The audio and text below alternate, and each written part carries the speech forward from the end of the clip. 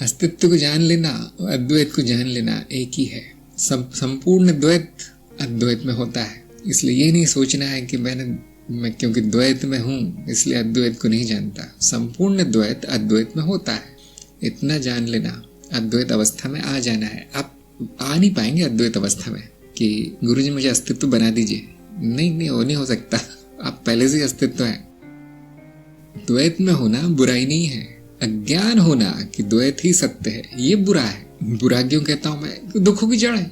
हमारे लिए कुछ बुरा नहीं है, आपके लिए बुरा है। जो अज्ञान में है, द्वैत में है, वो दुख भोगेगा, उसमें भी कोई बुराई नहीं है। हमारे दृष्टिकोण से दुख भोग कर ही अध्यात्म में आते हैं लोग। फिर जब ज्ञान होता है तो दुखों का पहाड़ विलीन हो जाता है। क्यों? वो था ही नहीं, वो तो मिथ्या था। मिथ्या के लिए क्या रोना? बहुत से लोग है ना अपनी कहानी सुनाते हैं कि मेरे साथ ऐसा भी हुआ, मेरे साथ वैसा भी हुआ, और मैं चुपचाप सुनता हूँ। क्यों? मुझे पता है अभी तक ज्ञान नहीं हुआ। उसको बोला नहीं जा सकता कि देखिए तुम्हारे साथ नहीं हुआ। वो तो मुझसे बात ही नहीं करेगा। फिर ये कैसा गुरु है? निष्ठुर है। पत्थर दिल है, संग दिल है। तो हाँ बहुत बुरा हुआ, बहुत बुरा, हम कुछ उपाय करते हैं। और झूठ, कोई उपाय नहीं करता मैं सिर्फ दिखा देता हूँ कि जो तुम्हारे साथ हुआ वो सब सपने की तरह था। ये काम है गुरु का। बाकी लोगों का काम है बढ़ावा देना कि हाँ तुम्हारा जो अतीत है वही तुम हो। अब मैं क्या कहता हूँ, जो भी अतीत, हाँ सीख लो थोड़ा बहुत उससे। क्या हुआ आगे से रिपीट मत करना, वो गलती दोहराना मत, वो उसको छोड़ दो।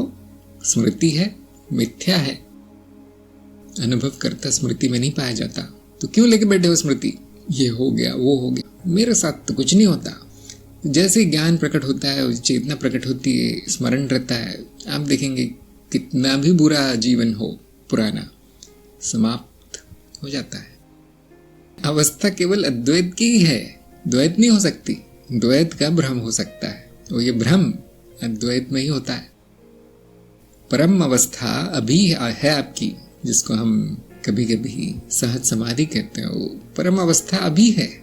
इसमें अवस्थाओं के बदलने के भ्रम चल रहे हैं।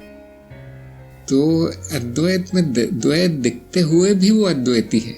मिथ्या रूप अनुभव है, सत्य रूप अनुभव करता है। ध्यान दीजिए, घड़ा बहुत अच्छा इसका उदाहरण है कि मिट्टी का घड़ा, कभी कभी मिट्टी और घड़ा अलग होगा, या कभी कभी केवल घड़ा ही होगा, कभी तत्व होगा, कभी रूप होगा, किस तरह से होगा?